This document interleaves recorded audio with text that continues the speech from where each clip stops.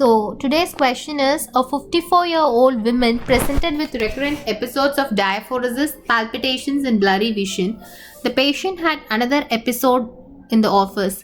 BP was 140/90, pulse rate 110 per minute and respiratory rate was 20 per minute. Blood investigation revealed a blood glucose level of 50 mg per deciliter, which is relieved, and the symptoms were relieved after administration of glucose. And the investigation revealed high insulin and high C-peptide levels. What's your diagnosis? And your options are adrenal carcinoma, fibrosarcoma, insulinoma and glucagonoma. So now let's summarize. The patient is having sweating, palpitations and blurry vision, and the patient is having low blood glucose levels. So the patient is having hypoglycemia, the symptoms of hypoglycemia, and it is relieved after administration of glucose. So the symptoms is relieved. So this means the patient is having high levels of insulin in the blood, which is going to cause all these features. Okay. So in addition, you have a clue, high C-peptide level. What does that indicate? So increased insulin level, it could be exogenous or endogenous production. So in biochemistry, you would have learned whenever insulin is being released, a sequence of amino acid is cleaved along with it as C-peptide. So whenever your endogenous insulin is released, your C-peptide is also going to be released. So this high C-peptide and high insulin level indicates endogenous production of insulin. So among these given options, you can easily rule out glucagonoma. There is nothing to suggest carcinoma or sarcoma. So because the patient is having an insulin producing tumor, the answer is insulinoma. So now let's discuss about the functions of pancreas. You have exocrine and endocrine functions. Exocrine function helps in digestion.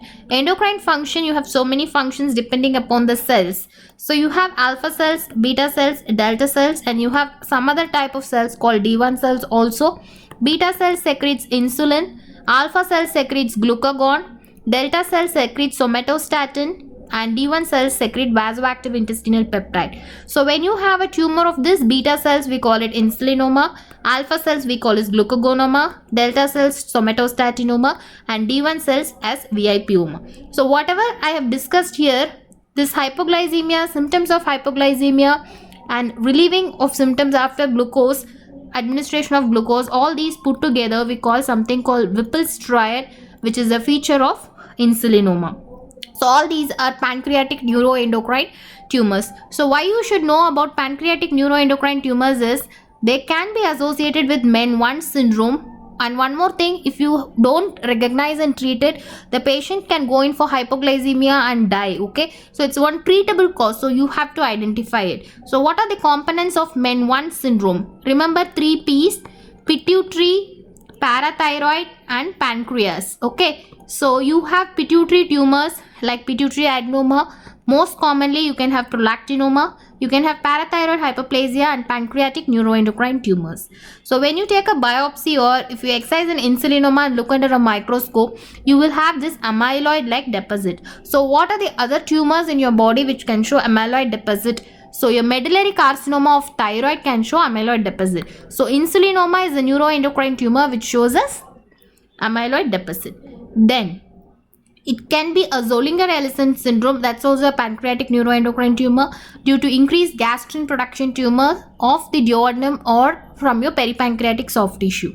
And this tumor is common in something called gastrinoma triangle or Passaro's triangle. So the boundaries of this triangle is junction of cystic duct and CBD, junction of head and neck of pancreas, and the second and third part of duodenum.